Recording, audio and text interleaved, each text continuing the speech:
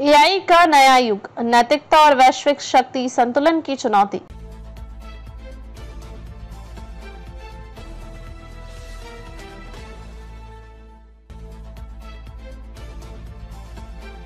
नमस्कार, जय जिनेंद्र। आप देख रहे हैं प्रवासी एकता लाइव। हर समाज हर खबर। मैं संजय जैन। देखिए आज की ताजा खबर। आर्टिफिशियल इंटेलिजेंस सिर्फ कोडिंग, एल्गोरिदम और डेटा का खेल नहीं रह गया है। बदलती दुनिया में अब यह सवाल भी उठने लगा है कि क्या टेक्नोलॉजी नैतिक मूल्यों और सांस्कृतिक विविधताओं को ध्यान में रख रही है। इसी बहस को नया आयाम दिया है भारत ने ब्रिक्स मंच पर।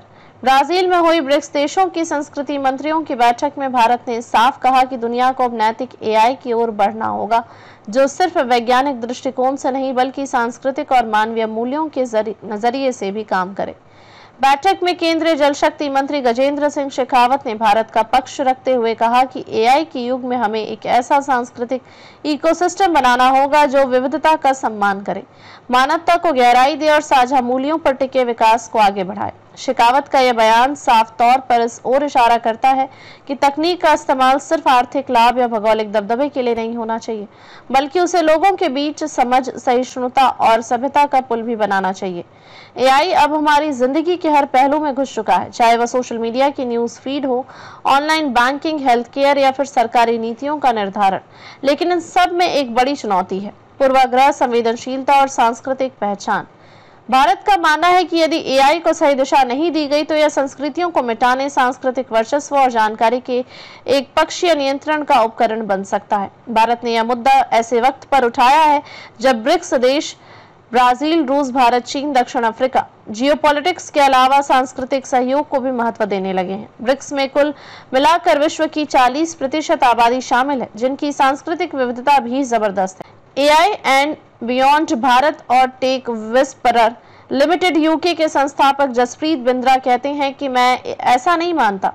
भारतीयों की निष्ठा को लेकर सोच काफी भिन्न है और यह वैश्विक मॉडलों में पूरी तरह प्रतिबिंबित है नहीं होती। न केवल निष्ठा बल्कि सांस्कृतिक और भाषाई बारीकियां भी गायब हैं। स्थानीय मुद्दे, संदर्भ और समस्याएं इन मॉडलों में नहीं दिखते। इनका ज्यादातर ट्रेनिंग डेटा अंग्रेजी और पश्चिमी देशों पर केंद्रित होता है और यही सबसे बड़ा अंतर पैदा करता है। तक्षशिला फाउंडेशन के रिसर्च एनालिस्ट अश्विन प्रसाद कहते हैं कि एआई मॉडल का ज्ञान उनके प्रशिक्षण डेटा, ट्रेनिंग डेटा से आता है और यह डेटा अपने भीतर मानवीय पूर्वाग्रह, बायस लिया होता है। अधिकतर प्रशिक्षण सामग्री जैसे किताबें, लेख, वेबसाइट्स और कोड अंग्रेजी में होते हैं। इसका सीधा मतलब यह है कि भारत जैसी विविध भाषाओं और संस्कृति वाला देश इन बड़े भाषा मॉडल्स में पूरी तरह से प्रतिनिधित्व नहीं पा सकता। भारतीय संवेदनाएं, रीति रिवाज और सामाजिक परिप्रेक्ष्य अक्सर इन मॉडलों से गायब रहते हैं। अश्विन कहते हैं कि भारत ने इस दिशा में कुछ कदम उठाए हैं। देश में स्वदेशी एआई इकोसिस्टम तैयार करने के प्रयास हो रहे हैं।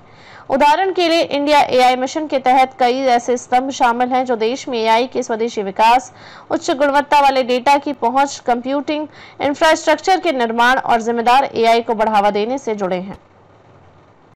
सभी वीडियो को देखने के लिए चैनल को सब्सक्राइब करें, बेल आइकन को दबाएं, वीडियो को लाइक और शेयर जरूर करें। धन्यवाद।